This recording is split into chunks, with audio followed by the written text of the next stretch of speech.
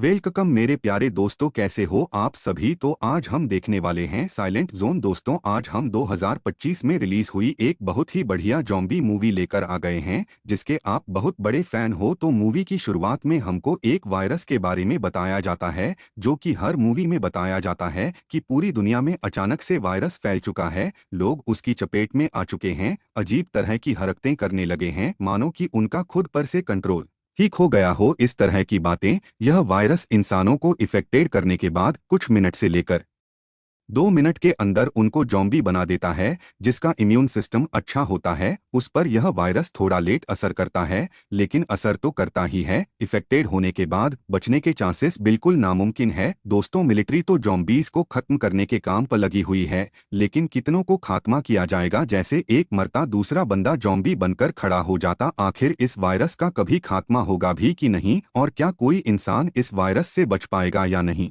चलिए आगे देखते हैं। वेल, तो अगले सीन में हम एक परिवार को देखते हैं जिसमें माँ और 2 बच्चे शामिल हैं। वो सभी अपना सामान पैक कर रहे हैं ताकि इस शहर से दूर जा पाएं, इस उम्मीद में कि शायद वहां पर वायरस ना हो। बच्चे अपने पिता से वीडियो कॉल पर बात करते हैं, क्योंकि उनके पिता एक पायलट हैं, इसीलिए सरकार ने जॉम्बीज को मारने के काम पर उन्हें लगा दिया है। पिता अपने बच्चों से कहते हैं कि टेंशन मत लो, मैं जल्दी जल्दी तुम्हारे पास आ जाऊंगा, इसलिए तब तक तुम्हें मम्मा को परेशान नहीं करना है और सभी मिलजुल कर अच्छे से रहना। जिस पर बच्चे मान जाते हैं, लेकिन वीडियो कॉल कटा ही था दोस्तों की। तभी उन कि ऐसा महसूस होता है कि घर में कोई घुस आया। ये देखकर बच्चों की मां तुरंत बच्चों को लेकर अपनी कार की ओर भाग जाती है, क्योंकि सच में एक जॉम्बी घर में आ गया था। पर अफसोस, उस मां गाड़ी में सवार हो पाती उससे पहले ही वो जॉम्बी उसे मार देता। उसी के साथ साथ 2 बच्चों में से एक को भी वह अपना शिकार बना लेता। लेकिन एबी नाम की बच्ची खुद को गाड़ी के नीचे छुपा लेती। वो इतना ज्यादा डर चुकी थी कि उसका अंदाजा भी नहीं लगा सकते। उस बेचारी ने तो अपनी आंखों के सामने अपनी माँ और भाई को खो दिया। तो वहीं वह जॉम्बी दोनों को मारकर अपने अगले शिकार को ढूंढने के लिए चला जाता है। एबी थोड़ी हिम्मत करके जैसे गाड़ी के बाहर आती है ना, तभी उसकी माँ वहीं जॉम्बी बनकर जिंदा हो जाती है और सीधे एबी को ही मारने उसकी तरफ बढ़ती है। तब वहां पर मैक्स नाम का एक सोल्जर आकर एबी को बचा लेता है। वह एबी से कहता है, डरो मत, मैं तुम्हें कुछ नहीं करूंगा, मेरे पास आ जाओ बेटा, तुम सेफ हो। यह सुनकर डरते डरते एबी मैक्स के पास चली जाती है। तभी एबी का भाई भी दोस्तों जॉम्बी में कन्वर्ट हो जाता है, पर मैक्स एबी की आंखों को बंद करके उसके भाई को भी शूट करके मार देता है। क्या करता, मारना तो पड़ेगा ही। यहाँ से अब हमें 10 साल के बाद का सीन दिखाते हैं, जहाँ पूरा शहर अब खंडराया। से जॉम्बीज तो खत्म नहीं हुए, लेकिन इंसानों का खात्मा हो चुका है। बचे कुछ कुछ इंसान होंगे जो दुनिया में छुपकर रह रहे होंगे, उन्हीं में मैक्स और एबी भी शामिल है। एबी अब थोड़ी बड़ी हो चुकी है और पिछले 10 साल उसने मैक्स के साथ गुजारे। मैक्स एक सोल्जर तो था ही, तो उसने खुद ही हर चीज की ट्रेनिंग एबी को दे दी ताकि वो हथियार चला सके, जॉम्बीज को मारकर उन्हें खत्म कर सके। इस तरह की सारी चीजें उसको सिखाई। इसीलिए मैक्स एबी का टेस्ट लेने के लिए उसका निशाना कितना बढ़िया है, यह चेक करने के लिए एक जानवर का शिकार करने को कहता है, जो कि जंगल में ही मौजूद है। तो एबी भी स्नाइपर की मदद से दूर से ही निशाना साध कर उस जानवर का शिकार कर लेती है। और यह देखकर मैक्स को बड़ी खुशी होती है कि चलो, एबी ने बहुत बढ़िया सीख लिया। इसके बाद वो जानवर का मांस वगैरह जमा कर लेते हैं ताकि खाने में काम आ जाए बाद में। अब अंधेरा भी होने वाला था, तो वो दोनों वहीं पर रात गुजारने का तय करते हैं। मैक्स के पास एक नक्शा भी है दोस्तों, जिससे वो हमेशा यह पता लगा कर रखता है कि अभी वो लोग हैं कहाँ पर और किस ओर जा रहे हैं। उसको लगता है कि हम नदी का रास्ता अगर पकड़ लेंगे तो शायद किसी इंसानों की बस्ती में पहुंच जाएं। लेकिन 10 साल हो चुके हैं, मैक्स ने अभी तक एबी के अलावा किसी दूसरे इंसान को आसपास देखा ही नहीं। तो अब सोने से पहले मैक्स तारों की मदद से एक जाल बना लेता है, ताकि अगर जॉम्बी इस जाल को पार करेगा तो मैक्स को आवाज आ जाएगी कि जॉम्बी यहाँ पर आ चुके हैं। और ये जाल मैक्स के काम भी आ जाता है दोस्तों, क्योंकि सोने के बाद ही मैक्स को जाल की आवाज आती है, इसलिए वो दबे पांव जैसे ही घर के बाहर आता है, एक जॉम्बी उस पर हमला कर देता है। पर मैक्स इसके लिए पूरी तरह से तैयार था, तो वो उस जॉम्बी को शूट करके वहीं पर खत्म भी कर देता है। मैक्स अब एबी से कहता है कि देखो, यहाँ एक आया है, कुछ ही देर में 50 आ जाएंगे, इसलिए हम यहाँ पर अब नहीं रुक सकते, तुरंत यहाँ से निकलना होगा। इसलिए वो दोनों अपने घोड़ों पर सवार होकर वहां से निकल जाते हैं। अगले दिन आगे बढ़ते बढ़ते मैक्स को सामने से एक गाड़ी आते हुए दिखाई देती है जिसमें कुछ लोग मौजूद होते हैं। मैक्स तो हैरान हो जाता है कि इंसान यहाँ पर कैसे। एबी तो उन पर स्नाइपर तानकर खड़ी हो जाती है कि कहीं ये लोग हम पे हमला ना कर दें। तभी उन गाड़ी वालों के पास एक जॉम्बी आ जाता है। मैक्स के मना करने पर भी एबी उस जॉम्बी को शूट करने की कोशिश करती है, लेकिन निशाना चूकने की वजह से वो गोली जॉम्बी के बजाय उस इंसान को ही लग जाती है। और यह देखकर मैक्स जबी को खूब चिल्लाता भी है कि मना किया था ना मैंने, क्यों किया तुमने। इसलिए मैक्स उस जॉम्बी को मारकर उस गाड़ी के पास आता है और जो भी जरूरत का सामान लगता है उसे अपने साथ लेकर जाने लगता है। लेकिन तभी वहां कई सारी गाड़ियां आना शुरू हो जाती है। कई लोगों ने एबी और मैक्स को घेर लिया होता है। वो लोग उससे कहते हैं कि आखिर तुमने हमारे साथी को मारा क्यों, ये करके तुमने अच्छा नहीं किया, अब तुम भी मरोगे। लेकिन तब ये गाड़ी के अंदर से एक मेगन नाम की महिला बाहर निकल कर आती है और मैक्स से कहती है देखो हम बुरे लोग नहीं हैं, तुम्हें नुकसान नहीं पहुंचाना चाहते, इसलिए शांत हो जाओ। तभी वहां पर हजारों की तादाद में जॉम्बी आ जाते हैं, क्योंकि एक जॉम्बी की मरने की खबर दूसरे को लगी तो अब पूरी फौज लेकर कि जॉम्बी यहाँ पर आ चुके हैं। यह देखकर तो मैक्स और वो सारे लोग मिलकर जॉम्बीज पर हमला शुरू कर देते हैं, लेकिन वो तो कम होने का नाम ही नहीं लेते। इंसानों और जॉम्बीज के बीच में हमको यहाँ पर एक जबरदस्त लड़ाई देखने को मिल जाती है।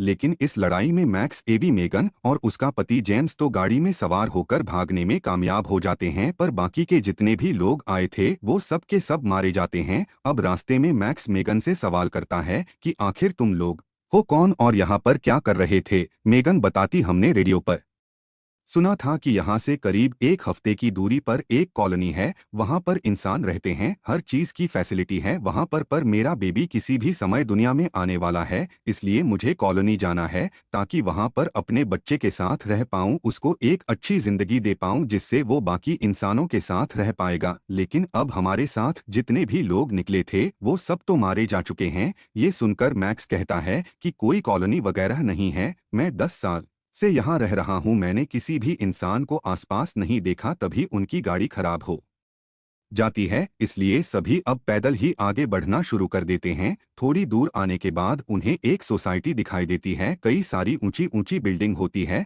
वहां पर, लेकिन सब वीरान, सब कुछ खत्म हो चुका था, एक इंसान भी वहां पर जीवित नहीं होता। इसीलिए मैक्स और बाकी उन्हीं बिल्डिंग में रात गुजारने का तय करते हैं। अब रात को मैक्स मेगन और जेम्स को बताता है हम नदी के किनारे से होकर ही आगे बढ़ेंगे, उम्मीद है वहां पर इंसानों की बस्ती मौजूद हो। लेकिन मेगन का कहना होता है कि तुम्हें भी हमारे साथ चलना चाहिए, मुझे पता है उस शहर में एक कॉलोनी मौजूद है, तुम भी वहां पर सुरक्षित रह सकते हो। पर मैक्स गुस्से में यह कहते हुए चला जाता है कि बेवकूफ मत बनाओ, तुम्हें कॉलोनी जाना है तो अकेले चले जाओ, मुझे नहीं जाना तुम लोगों के साथ। एबी फिर मैक्स को समझाती भी है कि हमें कॉलोनी जाना चाहिए, क्या पता ये लोग सही कह रहे हो। लेकिन मैक्स तो उस पर भी चिल्लाने लग जाता है कि तुम्हारे गोली चलाने की वजह से ही हम इन दोनों के बीच फंसे हैं, अब इनके साथ जाएंगे तो मरना तय है।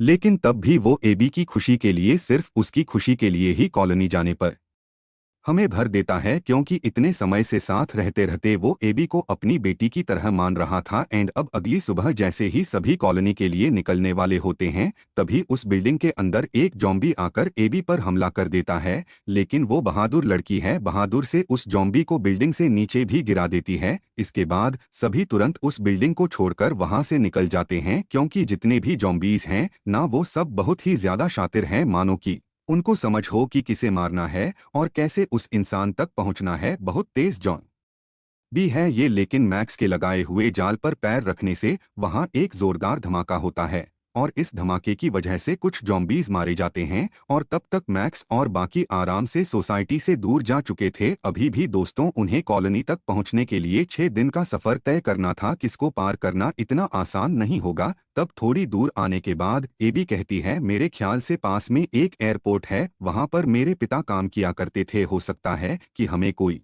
प्लेन मिल जाए, उसकी मदद से हम आसानी से कॉलोनी पहुंच जाएंगे। मैक्स कहता है कि अगर हम एयरपोर्ट गए और वहां हमें जॉम्बीज ने घेर लिया तो वहां से बाहर जाने का दूसरा रास्ता नहीं रहेगा, तब हमें जॉम्बीज से लड़ते हुए ही एयरपोर्ट से बाहर आना पड़ेगा, क्योंकि एयरप्लेन मिलना वहां पर मुश्किल है। लेकिन यही कहती है एटलीस्ट हमें कोशिश तो करनी ही चाहिए, अगर यह रिस्क लिया और काम कर गया तो हमारे बचने के चांसेस भी तो बढ़ जाएंगे। मैक्स के पास भी कोई दूसरा ऑप्शन नहीं होता, इसीलिए मजबूरन उसको हामी भरनी पड़ती है। इसके बाद वो सभी एयरपोर्ट आ जाते हैं, लेकिन वहां कोई भी एयरप्लेन मौजूद नहीं है। मैक्स कहता है, कहा था ना, अभी मैंने कहा था ना, हमारी मेहनत बर्बाद हो गई। लेकिन तभी एक हैंगर के अंदर उन्हें एक एयरपन मिल जाता है और यह देखकर सभी की खुशी का ठिकाना नहीं रहता। हाँ, लेकिन वो एयरप्लेन खराब है दोस्तों, इसीलिए जेम्स उसको ठीक करने में लग जाता है क्योंकि वो एक मैकेनिक है। जब तक वो एयरप्लेन ठीक करता तब तक मैक्स और एबी आसपास कोई काम की चीज ढूंढने चले जाते, पर तभी मैक्स को दूरबीन से कई सारे जॉम्बीज आते हुए दिखाई देते हैं जिनको आने में 3 मिनट का समय लगेगा। बस वो भागते हुए जेम्स के पास आकर कहता है कि जल्दी करो, वरना सब मारे जाएंगे, क्योंकि यहाँ से बाहर जाने का रास्ता उसी ओर है जहाँ से जॉम्बीज आ रहे हैं। ये सुनकर जेम्स और तेजी से एयरप्लेन को ठीक करने में लग जाता है। देखते ही देखते जॉम्बीज एयरप्लेन के बहुत ही करीब आ जाते हैं, लेकिन तब किस्मत से एयरप्लेन चालू हो जाता है, इसलिए वो सभी उसमें सवार होकर निकल जाते हैं। सभी बड़े खुश होते हैं कि हमने कर दिखाया, लेकिन उनकी किस्मत ज्यादा समय तक साथ नहीं होती। थोड़ी दूर आने के बाद एयरप्लेन खराब होकर क्रह हो जाता है, लेकिन हाँ, किसी को गहरी चोट नहीं आती, पर एयरप्लेन से उनका इतना तो फायदा हो गया था कि उन्होंने 4 दिन का सफर बस कुछ घंटों में पूरा कर लिया था, और अब अगर 2 दिन और बढ़ते रहे तो कॉलोनी तक पहुंच जाएंगे। इसीलिए अब वो दोबारा पैदल ही आगे बढ़ना शुरू करते हैं। अब रात को मेगन मैक्स के पास आकर कहती है, तुम्हारा शुक्रिया जो तुमने हमारी इतनी मदद की, तुम्हारे बगैर हम यहाँ तक कभी नहीं पहुँच पाते। अब इतनी तो मदद कर ही दी है, एक छोटी सी मदद और कर दो कि अगर बाय चांस मैं मर गई तो मेरे आने वाले बच्चे का तुम ख्याल रखना, बिल्कुल एबी की तरह उसको प्यार देकर बड़ा करना, वादा करोगे ना? यह सुनकर मैं सभी उससे वादा कर लेता है। ये दोनों यहाँ पर बातें करते हैं तो वहीं जेम्स दूसरी जगह जाकर छुप गया था। वो बुरी तरह से कांप भी रहा होता है, पता नहीं क्यों, लेकिन कहीं वो उसके पैर में यह देखो जॉम्बी ने काट लिया दोस्तों। इसलिए जेम्स खुद को शूट करने की कोशिश करता है ताकि वो मेगन के लिए खतरा ना बन जाए, लेकिन अभी तक वो जॉम्बी नहीं बना था। और अब जैसा कि हमने मूवी की शुरुआत में देखा था, जिसका इम्यून सिस्टम अच्छा हो उस पर 2 दिन भी लग जाते हैं वायरस का असर देखने में, इसलिए जेम्स खुद को मार ही नहीं पाता और वो दोबारा से बाकियों के पास आ जाता है चुपचाप। लेकिन अगली सुबह जब सभी दोबारा से अपना सफर शुरू करते हैं, तब मैक्स को जेम्स के जो हाव भाव है ना, वो थोड़े अजीब लगते हैं और वो समझ जाता है कि ये इफेक्टेड है। वो उसको अकेले में लेकर कहता है कि खुद से मरना पसंद करोगे या फिर मैं मार दूं, बताओ? लेकिन जेम्स कहता है कि उसकी नौबत ही नहीं आएगी, जरूरत पड़ने पर मैं खुद ही अपनी जान ले लूंगा, तुम्हें कष्ट करने की जरूरत नहीं है। मैक्स कहता है कि देखो, तुम्हारी मर्जी, अगर तुम जॉम्बी बन गए और तुम्हारे क्लोज जैसे कि हर समय मेगन ही रहती है तो सबसे पहले तुम उससे की जान लोगे, इसलिए फैसला तुम्हारा है कि तुम्हें करना क्या है, क्योंकि जब तुम मेगन के पास रहोगे तो तुम्हें खुद भी पता नहीं रहेगा वो मेगन है। इसलिए ध्यान रखो, अभी मरना चाहोगे या बाद में? थोड़ी दूर आने के बाद उन सभी को सामने घर दिखाई देता है, ऐसा लगता है कोई अंदर मौजूद है। तभी अंदर से आवाज भी आती है कि अपने हथियार डाल दो वरना गोली चली आएगी, जल्दी करो मेरे पास टाइम नहीं है। ये सुनकर सभी अपने हथियार एक बॉक्स में डाल देते हैं। इसके बाद वहां पर एक डेविड नाम का बंदा आता है जो गंददाने में होता है और वही इस घर में फिलहाल रह रहा है। सभी के हथियार रख देने के बाद वो सभी को घर में बुलाता है और उनसे कहता है कि माफ करना, मुझे लगा तुम लोग कोई चोर हो जो मुझे लूटने के लिए आए हो, इसलिए मैंने इस तरह की बात की। मैं एक देखो साइंटिस्ट हूँ और अकेले ही इस घर में रहता हूँ, मैं चाहता तो यहाँ से जा सकता था, लेकिन वो क्या है ना, मुझे ऐसी जगहों पर रिसर्च करने में आसानी होती है। तो वो बताता है ये जो वायरस फैला है, वैसे ये बहुत ही बुरी चीज है जिसने इंसानों को खत्म करके जॉम्बी में बदल दिया, लेकिन इस वायरस की एक अच्छी बात यह है कि इससे इंसानों में अपग्रेड आए हैं, जैसे कि कमजोर इंसान जॉम्बी बनकर खत्म हो जाएंगे, लेकिन जो ताकतवर होगा वो जिंदा रहेगा। उसकी बातें सुनकर सभी को बड़ी अजीब भी लगती है कि यह कैसी बातें कर रहा है।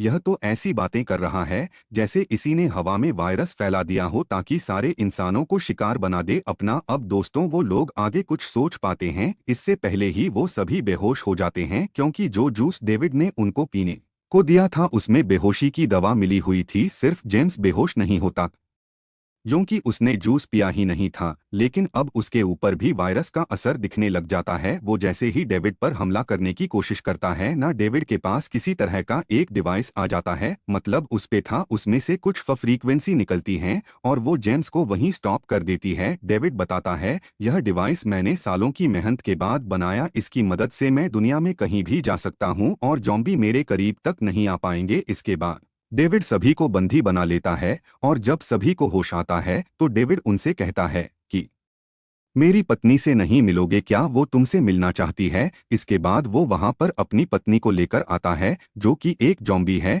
वो अपनी पत्नी की भूख को शांत करने के लिए इंसानों को पकड़ने का काम करता था दोस्तों, और इस बार उसको एक नहीं बल्कि चार चार बकरे मिल चुके थे ताकि इससे अपनी पत्नी की वो पार्टी कर सके। लेकिन तब जेम्स उस जॉम्बी पत्नी पर हमला करके खुद को आजाद कर लेता है और फिर सभी को छुड़ाकर वहां से भागना भी शुरू कर देता है। भागते हुए वो लोग डेविड की गाड़ी की चाबी भी उठा लेते हैं और उसकी गाड़ी में सवार होकर वहां से निकल जाते हैं। अब डेविड का दिमाग घूम जाता है कि पार्टी तो गई, लेकिन मैं इन लोगों को ऐसे नहीं छोड़ूंगा। इधर मैक्स जब गाड़ी चलाता है तभी जंगल में छुपे हुए हजारों जॉम्बीज उसकी गाड़ी के पीछे पड़ जाते हैं। वो गाड़ी को पूरी रफ्तार के साथ कॉलोनी की ओर लेकर जाता है, लेकिन रास्ते में एक टूटे पेड़ की वजह से उन्हें वो गाड़ी भी छोड़नी पड़ती है। सारे लोग अब जॉम्बीज के बीच फंस चुके थे, ऐसा लग रहा था कि अब कोई भी उनको बचाने नहीं आ पाएगा। पर तब जेम्स सभी से कहता है कि तुम सब जाओ, मैं तो वैसे भी इफेक्टेड हूं, मैं इन जॉम्बी से लड़ूंगा, तब तक तुम्हें भागने का टाइम मिल जाएगा।